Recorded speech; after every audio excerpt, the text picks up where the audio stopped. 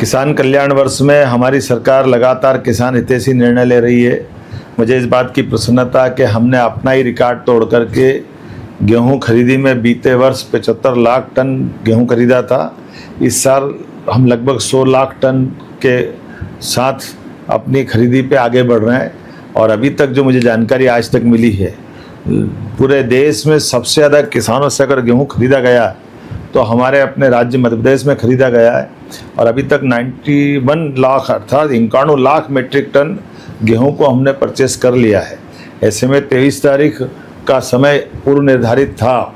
मुझे किसानों की ओर से बताया गया कि स्लॉट जिनने बुक कर लिए, लेकिन लाइन लंबी लग रही है, तो किसानों के लिए और गुंजाइश देते हुए हमने कहा जिनके भी स्लॉट बुक हुए हैं ऐसे सभी किसानों से हम माल खरीदेंगे। इसलिए उसकी तारीख 23 तारीख से बढ़ाकर 28 मई तक करने की मैं घोषणा कर रहा हूं। हमारे अपने कमिटमेंट है किसानों के साथ, हमारी अपनी ये किसानों हितैषी सरकार है। किसानों के लिए किसान, गरीब, महिला, युवा, यशस्वी प्रधानमंत्री के नेतृत्व में हम चारों वर्गों की चिंता करते हैं। ऐसे में आप किसान भाई बहनों से मैं निवेदन करना चाहूँगा कि आप चिंता मत करो। आपके गेहूं का हमने जो स्लॉट दिया है उस स्लॉट में सबको खरीदने का प्रबंधन हम कर रहे हैं। यद्यपि हम सब भी जानते हैं कि वैश्विक चुनौती के आधार पर गेहूं भंडारण के लिए भी हमको बहुत चुनौती है।